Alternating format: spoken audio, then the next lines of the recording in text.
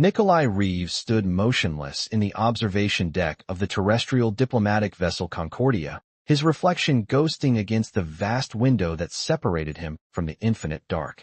His eyes tracked the approaching Aurelian ship, a creature of crystalline angles that seemed to drink in starlight and reflect it back in prismatic patterns. "Beautiful, isn't it?" Ambassador Julian Walsh's voice carried across the deck.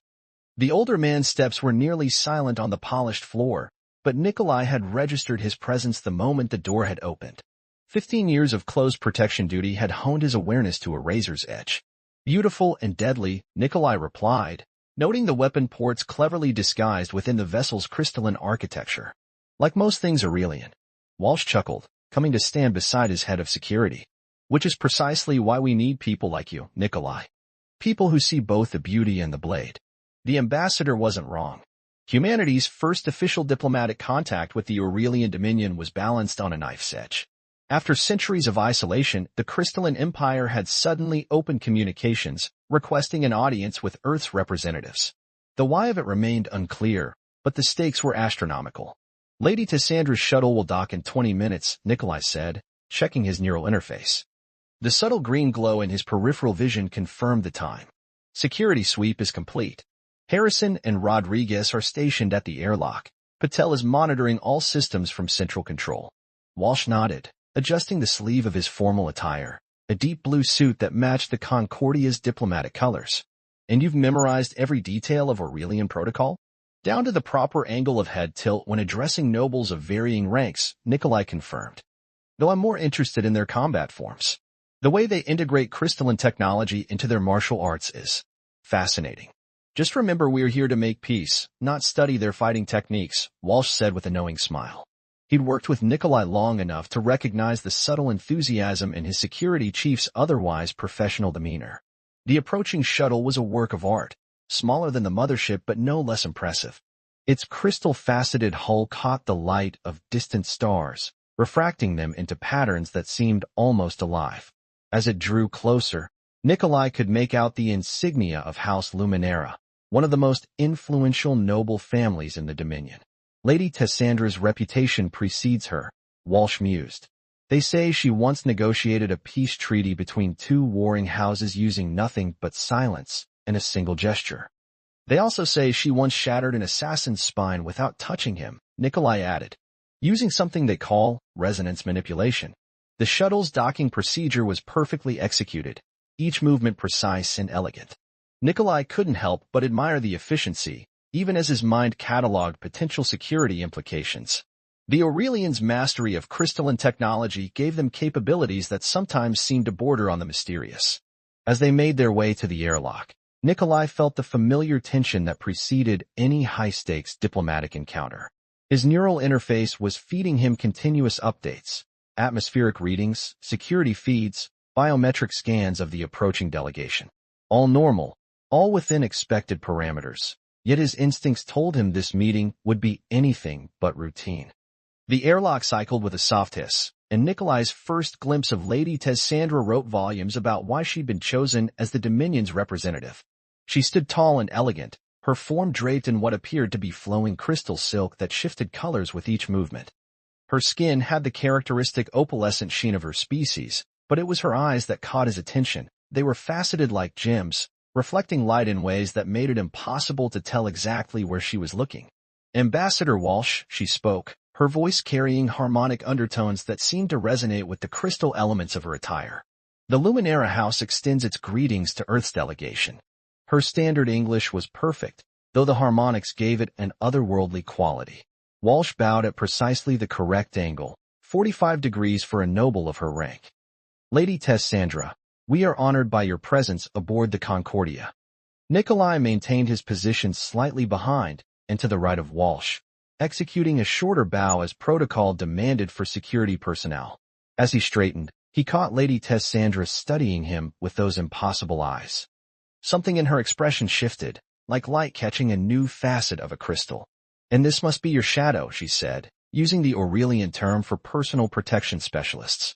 "I see you choose your guardians well, Ambassador." The comment could have been mere courtesy, but something in her tone suggested more. Nikolai maintained his professional mask, but his mind was already analyzing, calculating. The Aurelians never spoke without purpose, and Lady Tessandra was renowned for her subtle communications. Chief Reeves has served with distinction for many years, Walsh replied smoothly. Shall we proceed to the conference room? We've prepared it according to Luminera specifications. As they walked through the corridors of the Concordia, Nikolai noticed how Lady Tessandra's guards, crystal-armored figures that moved with liquid grace, positioned themselves in a pattern that mirrored his own security team's formation. It was like watching a deadly dance, each side acknowledging the other's professionalism while maintaining perfect readiness. The conference room had been modified specifically for this meeting. The lighting was tuned to match Aurelian preferences, and crystal resonators had been installed to provide the background harmonics that their species found conducive to diplomatic discussions. Nikolai took his position near the wall, where he could observe both the delegation and all possible approaches to the room. Before we begin, Lady Tessandra said, settling into her seat with fluid grace, I must satisfy my curiosity about something. She turned those faceted eyes directly to Nikolai. Your shadow. He has the mark of the silence about him. Walsh's diplomatic mask slipped for just a fraction of a second, but Nikolai caught his surprise. The silence was an Aurelian concept, one that supposedly represented the space between actions, the moment of perfect potential before movement became reality. It was central to their martial philosophy, but rarely discussed with outsiders. You honor me with the observation, Lady Tessandra, Nikolai responded carefully, though I fear I know little of the concept you reference. Her crystal chime laugh held genuine amusement. Oh, but you do. You simply know it by a different name. She made a subtle gesture, and one of her guards stepped forward, moving with deadly purpose toward Walsh. Nikolai's reaction was instant but measured. Before anyone could blink, he had positioned himself between the ambassador and the guard, his stance relaxed but perfectly placed to counter any attack. He made no aggressive moves, initiated no hostile action, but the message was clear and delivered without a word. The guard stopped, and Lady Tessandra's laugh chimed again. You see? The space between breaths, the moment between thought and action. This is what we call the silence. She waved her guard back. Forgive the demonstration, Ambassador, but I needed to confirm something. Your shadow understands what many of my own people spend lifetimes trying to grasp. Walsh, to his credit, showed no sign of distress. Perhaps this understanding could serve as a bridge between our peoples, Lady Tessandra? Perhaps indeed. She settled back, her crystalline attire catching the light. Now, shall we discuss why the Dominion has chosen this moment to end its isolation? As the formal negotiations began, Nikolai maintained his vigilance, but part of his mind was processing what had just occurred. The Aurelians had tested him, yes, but more than that, they had revealed something about their own intentions. In acknowledging his understanding of their principles, Lady Tessandra had opened a door. The question was, what lay beyond it? The Grand Nexus station hung like a jeweled pendant against the velvet backdrop of space, its massive crystalline spires reflecting the light of 3 nearby stars. Nikolai Reeves stood at attention in one of its upper observation chambers, watching Ambassador Walsh and Lady Tessandra engage in what appeared to be casual conversation but was, in reality, an intricate diplomatic dance. 3 days had passed since their initial meeting on the Concordia, and the negotiations had moved to neutral ground, though neutral was a relative term when the station itself was built with Aurelian technology. Nikolai could feel the subtle vibrations through his boots, the ever-present resonance that seemed to pulse through every crystalline structure the Aurelians created. Your species adapts remarkably quickly, Lady Tessandra was saying, her faceted eyes catching the light of the nearest star. Most find the resonance unsettling at first. Humanity has always prided itself on adaptability, Walsh replied diplomatically. Though I must admit, some of our delegation are still adjusting to the harmonics. Nikolai noticed the slight shift in Lady Tessandra's posture, a nearly imperceptible straightening that his training identified as pride, perhaps even a touch of defensiveness. The resonance is fundamental to our way of life, Ambassador. It connects all things, guides all actions. Your shadow seems to understand this better than most. Before Walsh could respond, a new group entered the chamber. Nikolai recognized Lord Sirith, one of the more conservative members of the Aurelian diplomatic corps, accompanied by his own security detail. The temperature in the room seemed to drop several degrees. Lady Tessandra, Lord Sirith's voice carried none of the melodic qualities typical of his species, instead coming out sharp and crystalline. I was unaware you would be entertaining the humans in the upper observation chamber. This area is typically reserved for members of the high houses. Nikolai caught the subtle tension in Harrison's stance across the room. His second-in-command had also picked up on the deliberate insult.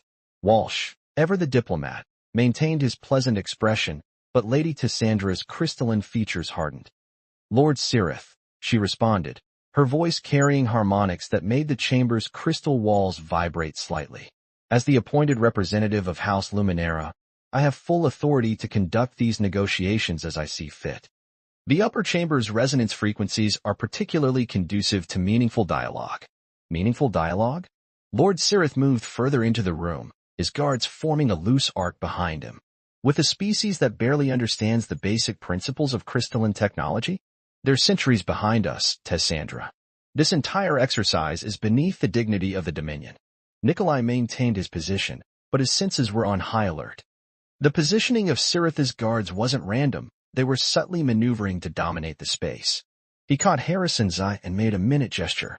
His team responded invisibly, adjusting their own positions to maintain protective coverage of Walsh. Your prejudice blinds you to potential, Sirith. Lady Tassandra's voice was calm, but Nikolai could detect the edge beneath it. Perhaps a demonstration would help you understand what I've observed. She turned to Nikolai, those faceted eyes somehow more intense than before. Would you indulge us, Shadow? Walsh tensed slightly, but Nikolai gave him a reassuring nod. He stepped forward, moving into the center of the chamber where the resonance was strongest. Lady Tassandra produced what appeared to be a small crystal, perfectly formed and humming with energy. This is a harmony stone, she explained, though her eyes remained fixed on Nikolai. It responds to the user's ability to sense and manipulate resonance fields. Most non-Aurelians can barely make it flicker. She held out the crystal, and Nikolai accepted it carefully. The moment it touched his palm, he felt it, a vibration that seemed to sync with his own heartbeat. Years of combat training had taught him to be aware of every muscle, every breath, every subtle shift in his environment. This wasn't so different. Lord Sirith's laugh was sharp and dismissive. This is absurd, Tassandra. You can't possibly expect. The crystal in Nikolai's hand began to glow, softly at first, then with increasing brightness. He wasn't entirely sure how he was doing it, but he could feel the connection between his own centered calm and the stone's resonance. The light pulsed in time with his breathing. The chamber fell silent. Even Lord Sirith's guards straightened in surprise. Lady Tassandra's expression was impossible to read, but there was something like satisfaction in her stance. Impossible, Lord Sirith hissed. He must have been prepared, trained. He was not. Lady Tassandra cut him off. This is natural ability, Sirith. The very thing you claim humans lack. She turned to address the chamber at large. The silence we revere, the space between action and reaction, is not unique to our species. It is a universal truth that some recognize regardless of their origin. A party trick proves nothing, Sirith snapped. He gestured to one of his guards. Demonstrate to the humans what true mastery looks like. The guard stepped forward, his crystalline armor catching the light. Nikolai handed the harmony stone back to Lady Tassandra and resumed his ready stance. He could feel the shift in the room's resonance as the guard approached. The Aurelian was preparing for something. Sirith, Lady Tassandra's voice carried a warning. This is not. The guard moved with explosive speed, his arm becoming a blur as he reached for what appeared to be a weapon. But Nikolai was already moving, flowing like water around the strike. He didn't block, didn't attack. He simply wasn't where the guard expected him to be. The Aurelian's momentum carried him forward, his balance compromised by the failed attack. Nikolai stepped into the space the guard had occupied, one hand coming to rest lightly on the crystalline armor. He could feel the resonance through his palm, and somehow knew exactly how to disrupt it. The guard's armor suddenly dulled, its normal brilliant sheen fading to opacity. The Aurelian froze, his faceted eyes wide with shock. Enough! Lady Tassandra's command carried enough harmonic force to make the chamber's walls sing. Stand down, all of you. Nikolai immediately stepped back, releasing his light hold on the guard's armor. The crystalline surface slowly regained its luster as the Aurelian retreated, his movement stiff with what might have been embarrassment. Lord Sirith's face was a mask of barely contained rage. This proves nothing. Your fascination with these primitives will be the death of our traditions, Tessandra. Our traditions evolved from understanding and respecting strength in all its forms, she replied calmly. Perhaps it is time for those traditions to evolve again. As Cirith stormed out of the chamber, his guards hurrying to keep up, Nikolai resumed his position near Walsh. The ambassador gave him a look that managed to convey both approval and concern.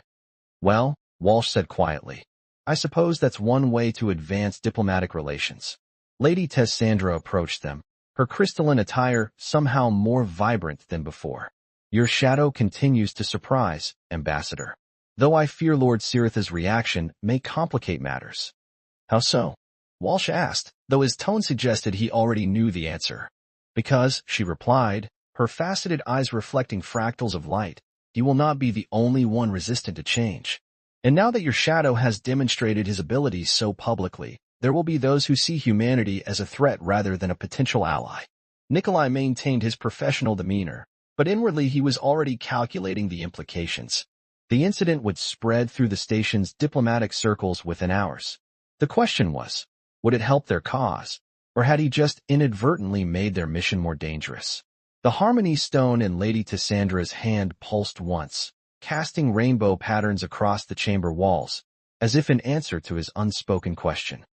The emergency alert pulsed through Nikolai's neural interface at 0300 station time, dragging him from light sleep to full alertness in an instant. Harrison's voice followed, terse and controlled. Chief, we have a situation in the Crystal Gardens. Lady Tessandra's requesting your presence specifically. No weapons. Nikolai was moving before the message finished, pulling on his diplomatic security uniform as his mind processed the implications. The Crystal Gardens were the heart of the Grand Nexus Station, a vast chamber where the Aurelian's most sensitive resonance technology interfaced directly with the station's systems. Access was strictly controlled. The fact that Lady Tessandra could even authorize his entry was significant. Status of the ambassador, he subvocalized through the neural link as he strode through the dimly lit corridors. Secure in his quarters, Harrison replied. Rodriguez is with him. Whatever's happening, it's not a direct threat to our principal. The approach to the gardens was eerily quiet. Usually, the crystalline corridors hummed with gentle resonance, but now they seemed to hold their breath. Two of Lady Tessandra's guards stood at the entrance, their armor dulled to a matte finish that seemed to absorb light rather than reflect it. They made no move to stop him as he approached. One simply gestured toward the entrance, the movement careful and precise. She awaits within. The resonance is unstable. Proceed with caution. The moment Nikolai stepped through the threshold, he understood the warning. The usual harmonious vibrations that permeated Aurelian structures had become a discordant mess of competing frequencies. He could feel them through his boots, see them in the way the crystal formations shimmered erratically. The gardens themselves were a forest of crystal spires and geometric formations, ranging from delicate needle-like structures to massive columns that disappeared into the shadows above. At their center stood Lady Tessandra, facing off against Lord Cirith and what appeared to be members of several other noble houses. Cannot allow this madness to continue, Cirith was saying, his voice carrying harmonics that made nearby crystals shiver. The humans have already learned too much. This one especially, he broke off as Nikolai approached, his faceted eyes narrowing. Speaking of the contamination. Watch your tone, Cirith. Lady Tessandra's voice was deadly quiet. You overstep. Nikolai took in the scene with practiced efficiency. 6 Aurelian nobles including Cirith, all wearing ceremonial armor that pulsed with barely contained energy. Lady Tessandra stood alone, her crystalline attire somehow both more brilliant and more austere than usual. The air itself seemed charged with potential violence. I overstep? Cirith laughed, the sound setting up uncomfortable resonances in the surrounding crystals. You brought a human into the gardens. Our most sacred space. The protocols. The protocols serve us, Cirith, not the other way around. Lady Tessandra's calm seemed to create a pocket of stability in the chaotic resonance fields. The Harmony Stone responded to him. The crystals sing in his presence. These are signs we cannot ignore. Signs of what? The dilution of our heritage? The weakening of our bloodlines? Another noble stepped forward, her armor casting fractured shadows. We've all heard how this human disrupted Lord Cirith's guard's armor. Such abilities in the hands of outsiders are precisely what we need, Lady Tessandra cut in. The Dominion has grown stagnant in its isolation. We cling to traditions without understanding their purpose. The humans. The humans are barbarians who stumbled upon spaceflight barely a century ago. Siritha's voice rose, and with it the discordant resonances intensified. Crystals began to crack with sharp reports like gunfire. Nikolai felt it building, the dangerous harmony of angry voices and unstable resonance fields. The massive crystal formations around them were beginning to vibrate at frequencies that set his teeth on edge. If this continued, the council will hear of this, Tessandra, one of the other nobles warned. Your house's influence won't protect you from the consequences of. The crystal nearest to them shattered with an explosive crack, sending razor-sharp shards flying in all directions. Nikolai moved without conscious thought, flowing through the deadly hail to place himself between Lady Tessandra and the danger. He felt the resonance fields around him, chaotic but somehow familiar, like the pulse of adrenaline before combat. Time seemed to slow. He could see individual crystal shards spinning through the air, reflecting light like deadly stars. The nobles were raising their hands, their armor generating protective fields, but Lady Tessandra was exposed, her ceremonial attire not designed for combat. Nikolai reached for the resonance itself, not sure how, but knowing he could. The sensation was similar to handling the harmony stone, but magnified 1,000-fold. He felt rather than saw the shards slow, stop, and hang suspended in the air around them like a frozen waterfall of light. The silence that followed was absolute. Lady Tessandra's voice, when it came, was filled with something like wonder. Do you see now? This is what I've been trying to tell you. The resonance responds to him not because he was trained, but because he understands it at a level beyond technique, beyond protocol. Nikolai maintained his focus, holding the deadly shards in place through whatever connection he'd established with the station's resonance fields. He could feel sweat beading on his forehead from the effort, but his stance remained relaxed, his breathing controlled. Impossible, one of the nobles whispered, but there was uncertainty in her voice now. No non-Aurelian has ever. Perhaps, Lord Sirith said slowly, his earlier rage replaced by something more calculating. We have been asking the wrong questions. He stepped forward, studying Nikolai with those faceted eyes. Tell me, human, how does it feel? The resonance. Nikolai considered his words carefully, maintaining his hold on the suspended shards. Like the space between heartbeats. The moment before action. The silence that holds all possibility. A ripple of something, recognition, understanding, passed through the assembled nobles. Lady Tessandra's crystalline features curved in what might have been a smile. The silence, she said simply. He speaks our language without being taught. Understands our most fundamental principles without instruction. She turned to address the others. This is why the Dominion must change. Not because we are weak, but because we are strong enough to recognize truth wherever we find it. Slowly, deliberately, Nikolai began to lower the crystal shards to the ground. They settled with a soft chiming sound, like wind through glass. The chaotic resonances in the chamber gradually stabilized, returning to their normal harmonious frequencies. Lord Sirith studied the fallen shards for a long moment before speaking. The council will still need to be informed. Of course, Lady Tessandra agreed. They should know that their fears about humanity were both right and wrong. Humans can indeed affect our technology, our resonance fields, but not as weapons or threats, as partners who understand the silence in their own way. The other nobles began to withdraw, their earlier hostility replaced by thoughtful silence. Lord Sirith lingered, his faceted eyes still fixed on Nikolai. You realize, he said quietly, that this changes everything. Changes, Lady Tessandra replied, or perhaps restores. The oldest texts speak of a time when the resonance was not confined to our species alone, when the silence was understood by many. As the nobles finally departed, leaving them alone in the now peaceful gardens, Nikolai felt the weight of what had just occurred settling over him. He had broken countless protocols simply by being here, had demonstrated abilities that would undoubtedly cause diplomatic ripples throughout the Dominion. Ambassador Walsh will need to be briefed, he said, ever mindful of his duties.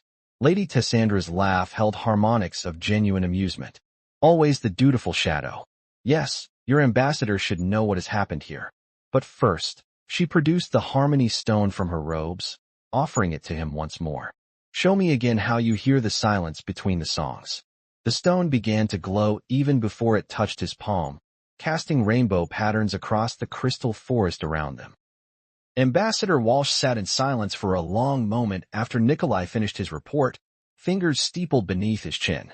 The private conference room aboard the Concordia felt almost oppressively quiet after the resonant chaos of the Crystal Gardens. So Walsh finally said, "You not only entered their most sacred space, but demonstrated previously unknown human capabilities with their core technology." He paused, all while technically off-duty. "Yes, sir." Nikolai stood at ease, hands clasped behind his back. "I recognize that my actions may have compromised." Compromised? Walsh's laugh held equal parts disbelief and admiration. "Nikolai, you've completely shattered every diplomatic framework we had in place. And somehow," he shook his head, "somehow that might be exactly what we needed." The door chimed, and Harrison's voice came through the comm. "Sir, Lady Tessandra and the Aurelian High Council representative have arrived." Walsh straightened his jacket. "Well, let's see whether we're about to witness a diplomatic breakthrough or an interstellar incident." Lady Tessandra entered first, her crystalline attire somehow more subdued than usual. She was accompanied by an older Aurelian whose ceremonial armor bore patterns Nikolai had never seen before, ancient designs that seemed to shift and flow like liquid light. "Ambassador Walsh." Lady Tessandra's voice carried its usual melodic quality, but there was an undercurrent of excitement she couldn't quite suppress. "May I present High Counselor Jareth, first voice of the resonant harmony." Walsh bowed deeply. This was far above the normal level of diplomatic contact they'd been granted. "High Counselor, we are honored." Jareth's faceted eyes swept the room before settling on Nikolai. When he spoke, his voice held harmonics that made the very air vibrate. "So, this is the one who hears the silence." "High Counselor," Nikolai acknowledged with a careful bow. "Please," Jareth raised a hand, the gesture somehow both elegant and dismissive. "Let us dispense with formalities. What happened in the Crystal Gardens has moved us beyond protocol." He turned to Walsh. "Ambassador, your shadow has done something unprecedented in our history. The question now is, what shall we do about it?" Walsh gestured to the conference table. "Perhaps we should discuss this seated?" As they arranged themselves around the table, Nikolai noticed how the High Counselor's armor seemed to resonate with the ship's own systems, creating subtle harmonies he hadn't been aware of before. His sensitivity to these frequencies appeared to be growing. "The Council has reviewed the records from the Gardens," Jareth began without preamble. "Many of my colleagues are disturbed by what they saw. A human manipulating resonance fields? Accessing our most sacred technologies? Some call it an abomination." Walsh tensed slightly, but Lady Tessandra spoke before he could respond. "And what do you call it, first voice?" A smile flickered across Jareth's crystalline features. "I call it validation. You see, Ambassador, there are texts, ancient records that many consider mere legends, speaking of a time when the resonance was not solely our domain. When other species could hear the songs between worlds, could touch the silence that binds all things. The archive of harmonies," Lady Tessandra breathed, her eyes widening. "But those texts were sealed by those who feared what they implied," Jareth finished. "That our mastery of resonance technology was not unique to our species, merely rediscovered." He focused on Nikolai again. "Your shadow has proven what some of us have long suspected, that the potential exists in other species. It simply manifests differently." Walsh leaned forward, his diplomatic training warring with obvious curiosity. "Are you suggesting that humans might be capable of learning your resonance technology?" "Learning? No." Jareth produced what appeared to be a data crystal, setting it gently on the table. "Your shadow didn't learn to manipulate the resonance fields. He recognized them. The distinction is crucial." The crystal began to glow, projecting images of ancient Aurelian script into the air between them. Nikolai found that he could almost understand the flowing symbols, as if they spoke to something deeper than language. "These records," Jareth continued, "speak of a time when many species worked together, each bringing their own understanding of the silence to create something greater than any could achieve alone. The Dominion's isolation was meant to protect our knowledge, but perhaps," he gestured to the flowing script, "perhaps it has only limited our growth." Lady Tessandra's voice held barely contained excitement. "The Council is considering." "The Council," Jareth cut in smoothly, "is divided. But those of us who remember the old ways, who study the ancient harmonies, we see an opportunity." He turned to Walsh. "Ambassador, we propose something unprecedented, a joint research initiative." Your shadow has demonstrated an innate understanding of our technology that challenges centuries of assumptions. We wish to explore this connection, to see what other harmonies might emerge from cooperation rather than isolation. Walsh sat back, clearly processing the magnitude of what was being offered. That would be unprecedented indeed. There will be opposition, Lady Tessandra warned. Lord Cirith and his faction will adapt or be left behind, Jareth said firmly. The resonance teaches us that stagnation is death. Change, flow, adaptation, these are the true harmonies of existence. Nikolai found himself studying the projected script again, feeling the subtle vibrations that seemed to pulse through them. The symbols, he said quietly, they're not just writing, are they? They're frequencies. Jareth's expression shifted to one of profound satisfaction. You see? He understands instinctively what took our scholars generations to decode. The High Counselor stood, his armor catching the light. Ambassador Walsh, we have much to discuss. But first, he turned to Nikolai. Would your shadow be willing to demonstrate something for me? There is a particular resonance pattern in the ancient texts that we have never been able to fully reproduce. As Nikolai stepped forward, he could feel the weight of history and possibility in the air around them. Whatever happened next would reshape not just human-Aurelian relations, but perhaps their understanding of both species' potential. The data crystal pulsed with ancient light, waiting. 1 month after the Crystal Gardens incident, the Grand Nexus station hummed with a new kind of energy. The massive crystalline chamber that had been designated for the Joint Research Initiative pulsed with harmonics both familiar and alien, Aurelian technology interfacing with human innovation in ways that hadn't been seen for millennia. Nikolai stood at its center, eyes closed, feeling the resonance fields flow around him like currents in an invisible ocean. Lady Tessandra's voice came from somewhere to his left, carrying the teaching harmonics that had become familiar over weeks of training. The ancient texts speak of the silence as a bridge, she said, her words creating ripples in the resonance field. Not an absence, but a connection. Show me. Nikolai reached out with his awareness, touching the complex web of frequencies that filled the chamber. Where once he might have simply felt them, now he could read them like a language, understand their interactions and implications. The harmony stone in his palm began to glow, its light synchronizing with his heartbeat. Remarkable. High Counselor Jareth's voice came from the observation platform above. The integration patterns are exactly as described in the Archive of Harmonies.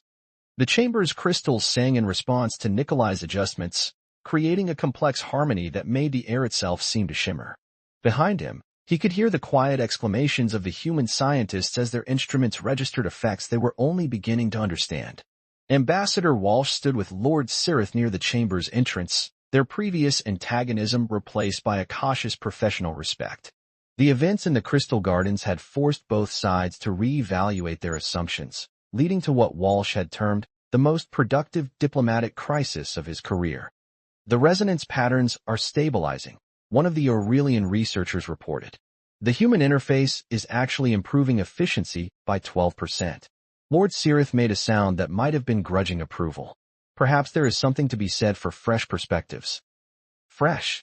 Lady Tessandra laughed, the sound creating pleasant ripples in the resonance field. These patterns are older than our civilization, Cirith. We're not discovering something new, we're remembering something ancient. Nikolai opened his eyes, maintaining his connection to the resonance fields as he turned to face the assembled observers. The chamber's crystals continued to pulse in harmony with his movements, no longer chaotic or resistant, but flowing like a well-conducted orchestra. The texts were right, High Counselor Jareth said, descending from the observation platform. The silence is not a singular thing, but a spectrum of understanding. Each species, each individual, hears it differently, and in those differences lie possibilities we had forgotten. Ambassador Walsh stepped forward, his expression thoughtful.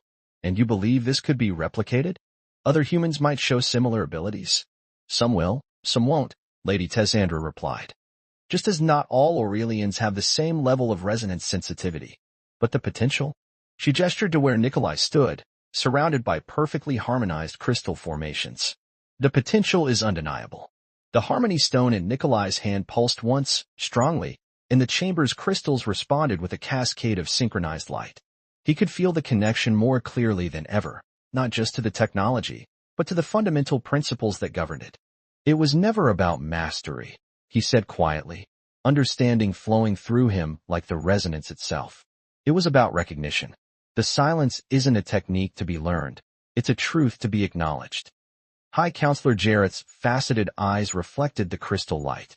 And in that understanding lies the future of both our peoples. He turned to address the chamber at large. The council has reviewed the preliminary findings of this initiative. Their decision was not unanimous, but decisive. A ripple of anticipation passed through both human and Aurelian observers. Lady Tessandra moved to stand beside Nikolai, her crystalline attire harmonizing with the chamber's frequencies. The Aurelian Dominion, Jareth continued, his voice carrying formal harmonics, hereby proposes the establishment of a permanent joint resonance academy. A place where both our species can explore these ancient connections, develop new applications, and perhaps, he smiled, perhaps remember what our ancestors once knew. The announcement sent waves of excitement through the chamber, but Nikolai maintained his calm center, feeling the subtle shifts in the resonance fields as emotions rose and fell around him. This was only the beginning, he knew. The real work, bridging not just technology, but understanding between two very different species, lay ahead. Of course, Lord Cirith added dryly. This means we'll need to update quite a few protocols. Walsh's laugh held genuine warmth. I suspect, Lord Cirith, that protocols will be the least of the traditions we'll need to reconsider. Lady Tessandra stepped forward, producing a second harmony stone. Shall we show them, Shadow? The duet pattern from the ancient texts? Nikolai nodded, feeling the familiar focus settle over him. As they raised the stones together, human and Aurelian moving in perfect synchronization, the chamber's crystals began to sing with a harmony that hadn't been heard in thousands of years. The sound filled the space between heartbeats, bridged the gap between species, and echoed with possibilities that neither humanity nor the Dominion had imagined just a few short weeks ago. In that moment of perfect resonance, in the silence that connected all things, the future began to crystallize into something new and wonderful. Above them, the station's vast crystal spires pulsed with ancient light, greeting the dawn of a new age with songs as old as the stars themselves.